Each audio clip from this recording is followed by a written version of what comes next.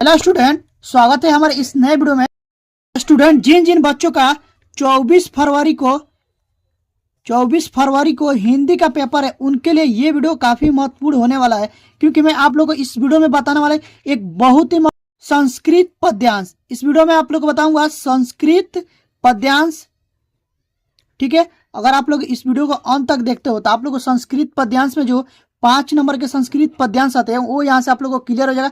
तो मैं आप लोग को इस वीडियो में 2 संस्कृत पद्यांश बताऊंगा, और वो 2 जो पद्यांश है ना वो बार बार बोर्ड एग्जाम में पूछे गए हैं और इस साल भी पूछे जाएंगे।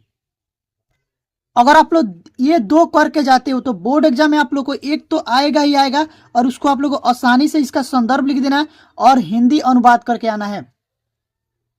ठीक है, तो चलिए मैं बता रहा हूं आप लोगों को कैसे करना है संदर्भ और व्याख्या, इसका हिंदी अनुवाद। अब देखिए यहाँ पर सबसे पहले देखिए यहाँ पर ये है आप लोग का 2025 हिंदी का वायरल पेपर, और इसी वायरल पेपर से मैं आप लोगों को बताऊंगा कि आप लोगों को संस्कृत पद्यांश का संदर्भ और हिंदी अनुवाद कैसे करना है। तो देखिए यहाँ पर सबसे पहले आप लोगों को पहला तो यहाँ से इसमें देखो ये प्रश्न 2 खंड में आते हैं, खंड अ और खंड ब में। तो जो खंड अ होता है ना वो 20 बहुविकल्पीय प्रश्न आते हैं। खंड अ में आप लोग को 20 बहुविकल्पीय प्रश्न आते हैं, जिसका उत्तर आप लोग को OMR सीट पर भरना होता है। बाकी आते हैं खंड ब में आएंगे। ध्यान से देखिए, खंड ब में आप लोग को वर्णनात्मक प्रश्न आएंगे। खंड ब में वर्णनात्मक प्रश्न, और वो 50 पूर्णांक रहेंगे। ठीक है, तो यहाँ से 20 तो यहाँ से बहुविकल्पीय हो गए। यहाँ से 21 नंबर प्रश्न स्टार्ट होता है। ठीक है ना, तो इसमें देखिए ये 21 नंबर हो गया। आता है ये गद्यांश हल करने के लिए, और उसके बाद आता है पद्यांश हल करने के लिए। ठीक उसी प्रकार से 23 नंबर प्रश्न आप लोग को रहता है संस्कृत गद्यांश, और एक 24 नंबर प्रश्न रहेगा। 24 नंबर देखिए प्रश्न दिया रहेगा कि दिए गए संस्कृत पद्यांश में से किसी एक का संदर्भ सहित हिंदी अनुवाद कीजिए, और उसके लिए आप लोग कितना नंबर मिलेंगे? 5 नंबर। 2 नंबर तो आप लोग को संदर्भ के लिए, और 3 नंबर आप लोग हिंदी अनुवाद करोगे तो उसके लिए। तो चलिए मैं आप लोग को इस वीडियो में इसमें से 2 महत्वपूर्ण पद्यांश बताने वाला हूं, जो कि वो बोर्ड एग्जाम में बार बार आते हैं। तो देखिएगा यहां से इसको मैं यहाँ पे इस कॉपी पर लिख लिया हूं, देख रहे हैं ना, जैसा कि यहाँ पे देख के लिए दिया कि दिए गए संस्कृत पद्यांश का संदर्भ सहित हिंदी अनुवाद कीजिए। और ये कितना नंबर में पूछेगा? तो ये देखिए 5 नंबर में 2 नंबर आप लोग को रहेगा संदर्भ के लिए, और 3 नंबर रहेगा हिंदी अनुवाद के लिए। तो देखिए यहाँ पर 2 ये संस्कृत पद्यांश है। जैसा कि पहला है, नौर क्षीण विवेक हंसलामे तोमे तनुषे चेत विश्वामीशा का धुना यह कुलवंत्र पालिश्यामाति कह।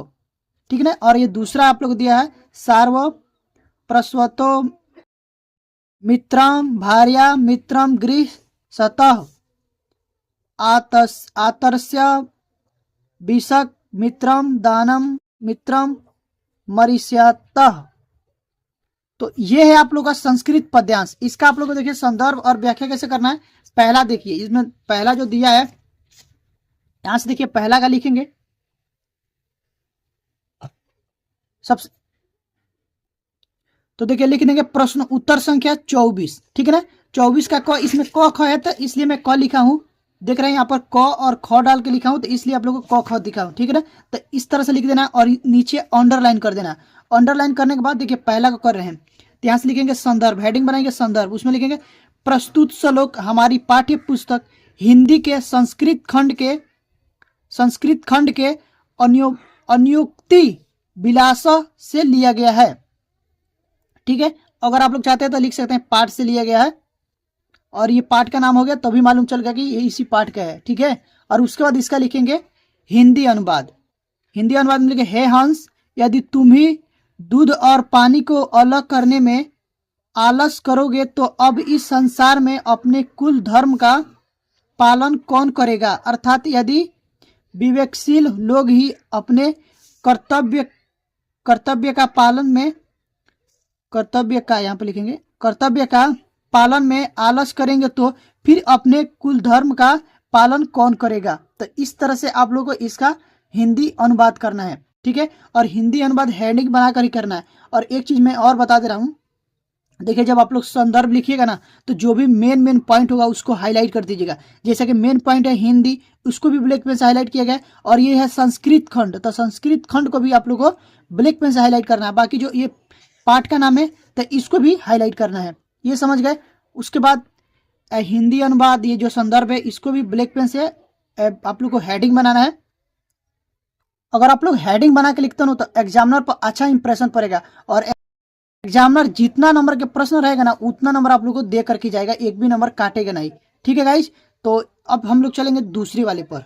देखिए दूसरा जो श्लोक दिया है वो दिया है सार्थ प्रवसतो मित्रम भार्या मित्रम गृह सत आत्सय विषक मित्रम दानम मित्रम मरिष्यत।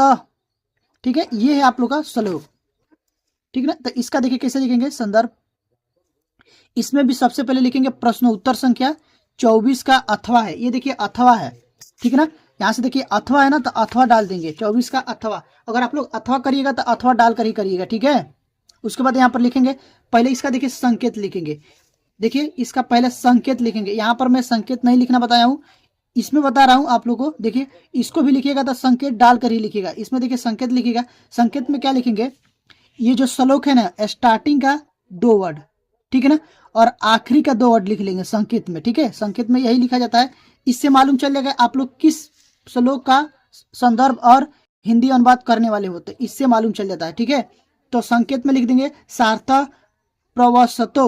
यहाँ पर देखिए है सार्थ प्रवसतो, ये डाल देंगे। और आखिरी में क्या है, मित्रम मरिष्यत, तो यहाँ पर डाल देंगे मित्रम मरिष्यत।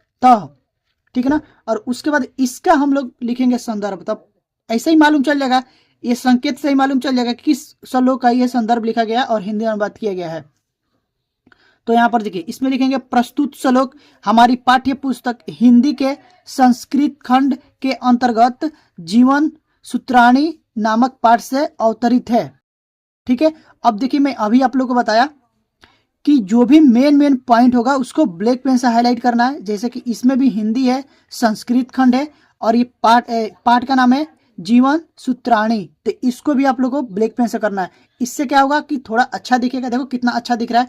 और बोर्ड एग्जाम में कॉपी आप लोग को इसी तरह से लिखना है। अगर आप लोग इस तरह से लिख करके आते हो तो इसमें मैं बता रहा हूँ 70 में 70 नंबर हिंदी में लाने में कोई नहीं रोक सकता है। ठीक है, अगर आप मेरे चैनल पर पहली बार विजिट किए हैं तो प्लीज आप लोग प्लेलिस्ट को जरूर चेक करिएगा, क्योंकि हिंदी में मैं आप लोग को 70 में 70 तैयारी कराया हूं और उसका प्लेलिस्ट भी बनाया हूं। आप लोग वहां से जाकर के अपना हिंदी की तैयारी अच्छे से कर सकते हैं। सब कुछ मिल जाएगा आप लोग को प्लेलिस्ट में। ठीक है, अब चलेंगे हम लोग यहाँ पर देखिए हिंदी अनुवाद में। अब हिंदी अनुवाद में क्या लिखेंगे, हिंदी अनुवाद में लिखेंगे एक मित्र उस व्यक्ति के लिए मित्र होता है जो दूर रहता है, और एक पत्नी उस व्यक्ति के लिए मित्र होती है। चिकित्सक दुखियों का मित्र होता है, और दान मारते हुए का मित्र होता है। तो इस तरह से आप लोग को बोर्ड एग्जाम में संस्कृत पद्यांश को हल करके आना है, जिसको श्लोक भी बोलते हैं। ठीक है ना, ये बात आप लोग को ध्यान में रखिएगा।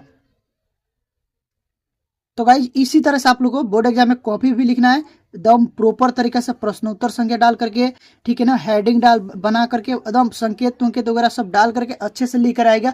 अगर आप लोग इस तरह से लिख कर आते हो तो 100% आप लोगों को हिंदी में 70 में 70 नंबर लाने से कोई नहीं रोक सकता है। तो अगर आप लोग को ये वीडियो अच्छी लगी हो तो प्लीज़ वीडियो को लाइक करिएगा, और हमारे चैनल पर पहली बार विजिट किए तो चैनल को सब्सक्राइब करके बेल आइकन को प्रेस कर दीजिएगा, ताकि जो भी वीडियो डालूं वो सबसे पहले आप लोग के पास पहुंचे और आप लोग तैयारी अच्छे से हो पाए। तो अभी के लिए बस इतना ही, मिलते हैं इसी तरह की नेक्स्ट वीडियो में। तब तक के लिए थैंक यू फॉर वॉचिंग।